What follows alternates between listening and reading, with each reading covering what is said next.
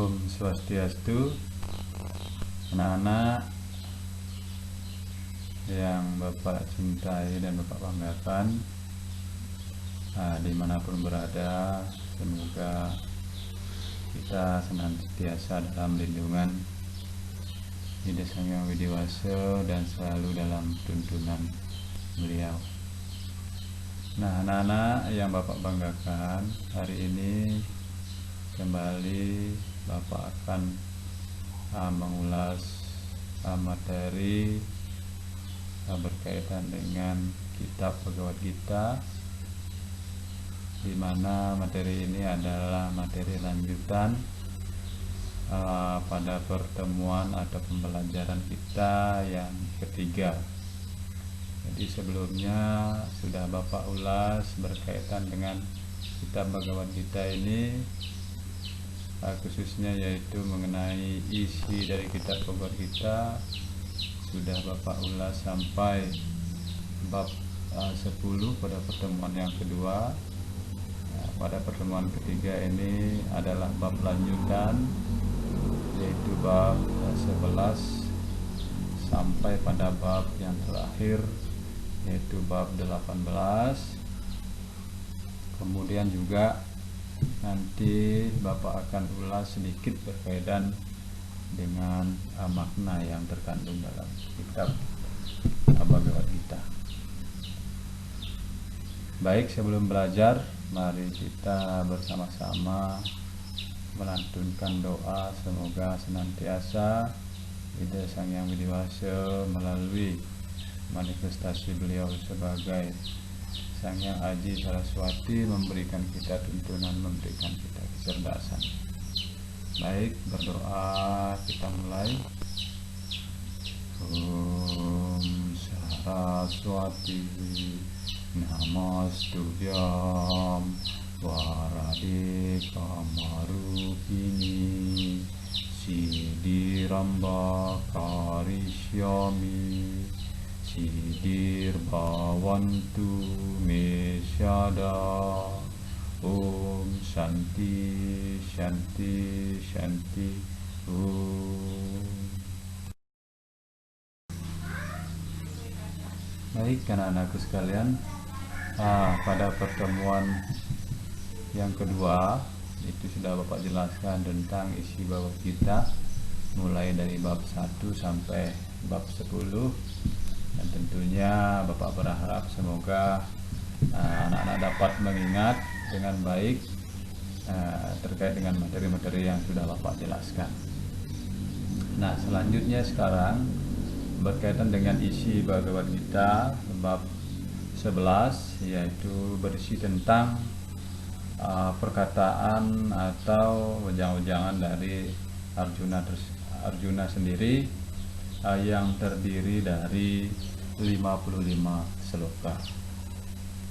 Kemudian pada bab 12 itu berisi tentang Tuhan dalam saguna, Iswara lebih dekat daripada yang nirguna. Nah, pada bab ini terdiri dari 20 sloka. Kemudian selanjutnya itu bab 13 berisi tentang lanjutan dari bab 12 itu sendiri, yang masih berkaitan dengan Tuhan dalam saguna atau Iswara lebih dekat daripada yang nirguna. Nah, pada bab ini terdiri dari 34 sloka. Kemudian pada bab 14 berisi tentang yoga perincian triguna. Jadi terdiri dari 20 sloka. Jadi pada bab ini adalah berisi tentang yoga dan rinci-rincian berkaitan dengan ajaran triguna.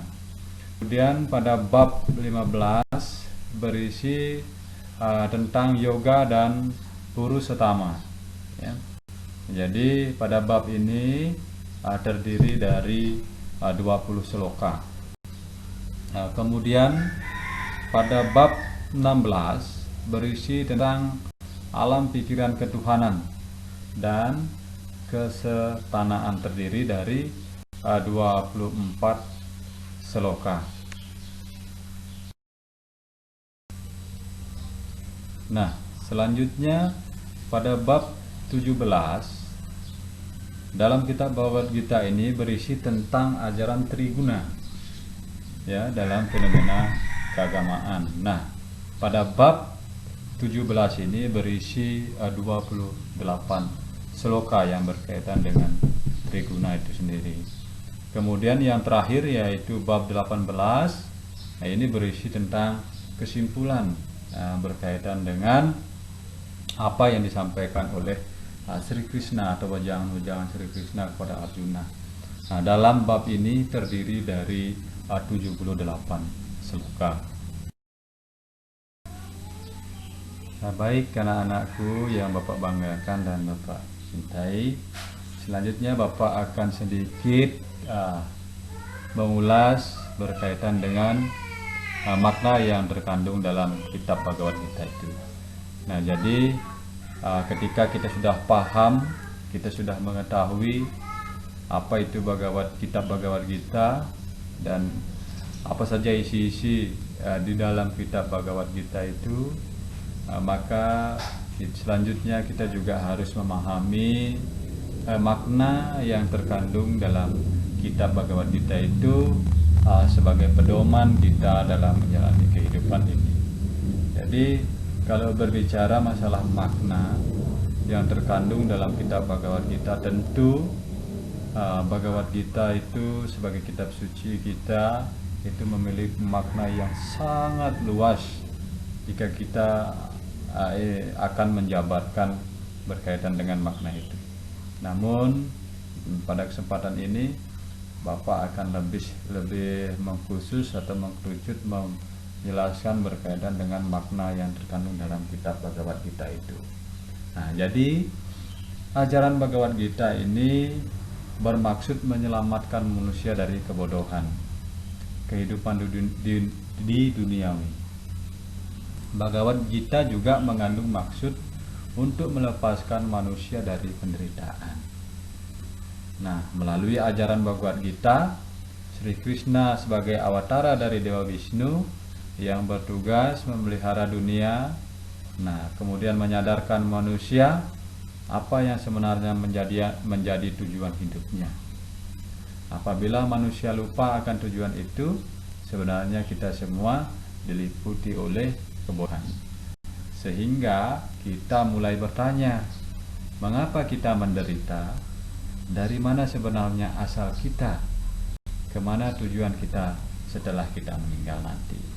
Nah, maka untuk menyadarkan manusia dari kebodohan itulah Bhagavad Gita ini disabdakan. Kitab suci Bhagavad Gita memberikan penjelasan dengan terang tentang prinsip-prinsip dari agama spiritual. Selanjutnya, dalam Bhagavad Gita kita mempelajari bahwa makhluk hidup dan alam semesta dikuasai dan dikendalikan oleh Tuhan. Nah, menurut Bhagavad Gita, makhluk hidup adalah merupakan bagian dari Tuhan yang Maha Esa, yang mempunyai sifat yang sama seperti Tuhan. Akan tetapi, karena makhluk hidup dibelenggu oleh 3 sifat, yaitu sifat kebaikan, sifat nafsu, dan kebodohan, yang merupakan ini adalah sifat-sifat keduniawian yang menyebabkan makhluk itu lupa dan menderita. Nah, kemudian apabila manusia dicemari oleh dunia material atau keduniawian, maka Bhagavad Gita lah yang dimaksud untuk membangkitkan kesadaran suci itu. Nah, untuk membebaskan manusia dari belenggu dunia material atau keduniawian.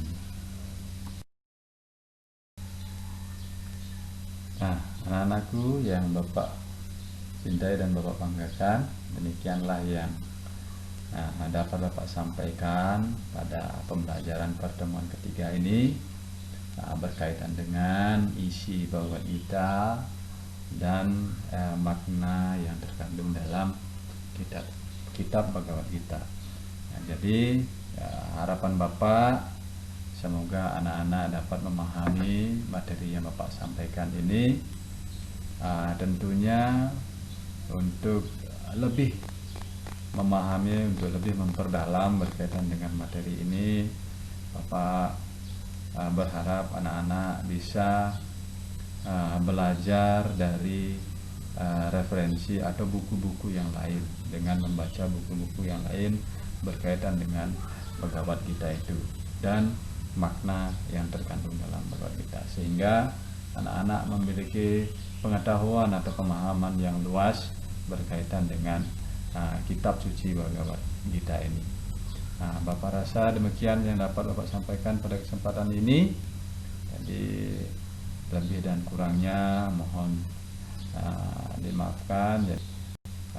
Selanjutnya kita akan bertemu pada pertemuan yang keempat, masih berkaitan dengan materi Bhagavad Gita, yaitu tentang nilai-nilai yang terkandung dalam kitab suci Bhagavad Gita itu.